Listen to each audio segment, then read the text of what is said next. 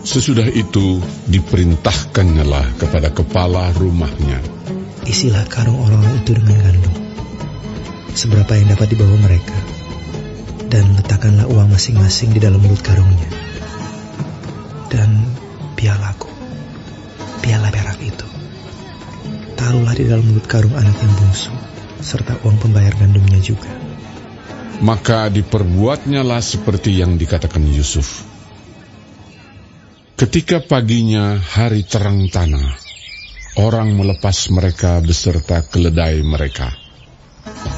Tetapi baru saja mereka keluar dari kota itu, belum lagi jauh jaraknya, berkatalah Yusuf kepada kepala rumahnya, bersiaplah, kejarlah orang-orang itu, dan apabila engkau sampai kepada mereka, katakanlah kepada mereka, mengapa kamu membalas yang baik dengan yang jahat?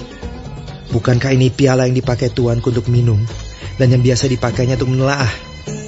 Kamu berbuat jahat dengan melakukan yang demikian. Ketika sampai kepada mereka, diberitakannyalah kepada mereka perkataan Yusuf itu.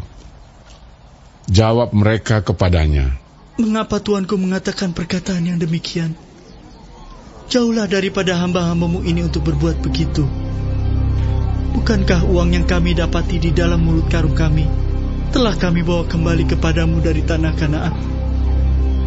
Asakan kami mencuri emas atau perak dari rumah tuanmu? Pada siapa dari hamba-hambamu ini kedapatan piala itu? Biarlah ia mati, juga kami ini akan menjadi budak tuanku. Sesudah itu berkatalah ia, ya, usulmu itu baik.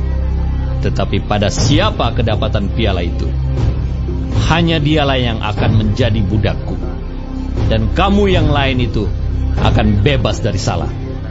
Lalu segeralah mereka masing-masing menurunkan karungnya ke tanah, dan masing-masing membuka karungnya. Dan kepala rumah itu memeriksanya dengan teliti. Ia mulai dengan yang sulung sampai kepada yang bungsu. Maka kedapatanlah piala itu dalam karung Benyamin. Lalu mereka mengoyakkan jubahnya dan masing-masing memuati keledainya, dan mereka kembali ke kota. Ketika Yehuda dan saudara-saudaranya sampai ke dalam rumah Yusuf, Yusuf masih ada di situ. Sujudlah mereka sampai ke tanah di depannya. Berkatalah Yusuf kepada mereka, perbuatan apakah yang kamu lakukan ini? Tidakkah kamu tahu bahwa seorang yang seperti aku ini pasti dapat menelaah? Sesudah itu berkatalah Yehuda, apakah yang akan kami katakan kepada tuanku?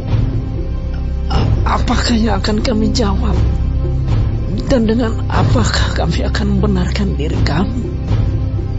Allah telah memperlihatkan kesalahan hamba-hambamu ini.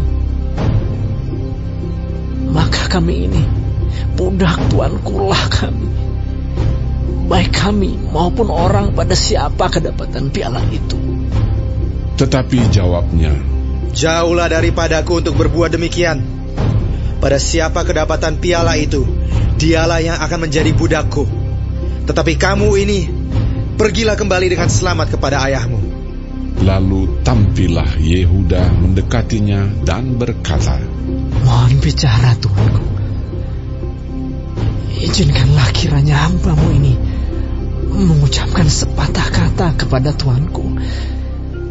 Dan janganlah kiranya bangkit amarahmu terhadap hambamu ini, sebab tuanku adalah seperti Firaun sendiri.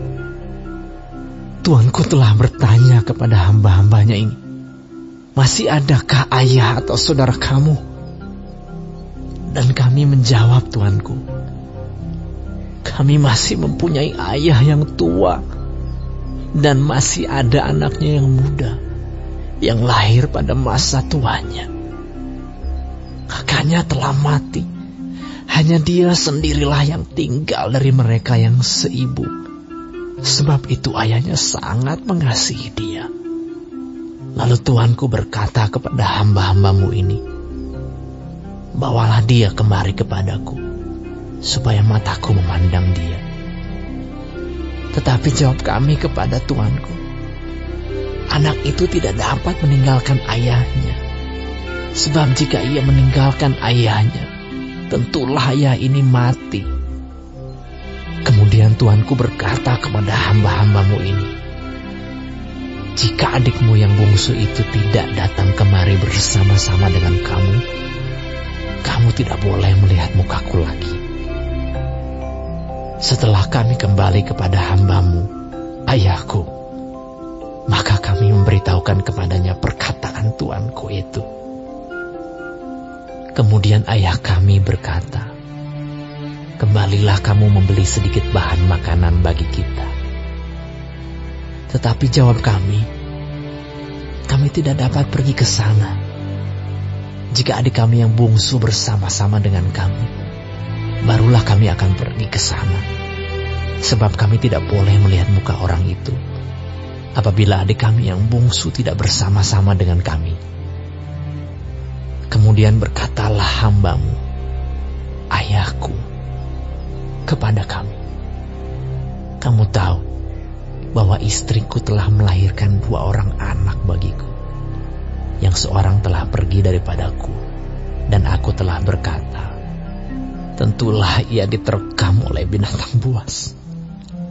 Dan sampai sekarang aku tidak melihat dia kembali. Jika anak ini kamu ambil pula daripadaku, dan ia ditimpa kecelakaan, maka tentulah kamu akan menyebabkan aku yang ubanan ini turun ke dunia orang mati karena nasib celaka. Maka sekarang, apabila aku datang kepada hambamu, ayahku, dan tidak ada bersama-sama dengan kami anak itu, padahal ayahku tidak dapat hidup tanpa dia, tentulah akan terjadi apabila dilihatnya anak itu tidak ada, bahwa ia akan mati, dan hamba-hambamu ini akan menyebabkan hambamu, ayah kami yang ubanan itu, turun ke dunia orang mati karena duka cita. Tetapi hambamu ini telah menanggung anak itu terhadap ayahku dengan perkataan, jika aku tidak membawanya kembali kepada Bapa, maka akulah yang berdosa kepada Bapa untuk selama-lamanya. Oleh sebab itu, baiklah hambamu ini tinggal menjadi budak tuanku menggantikan anak itu. Dan biarlah anak itu pulang bersama-sama dengan saudara-saudaranya.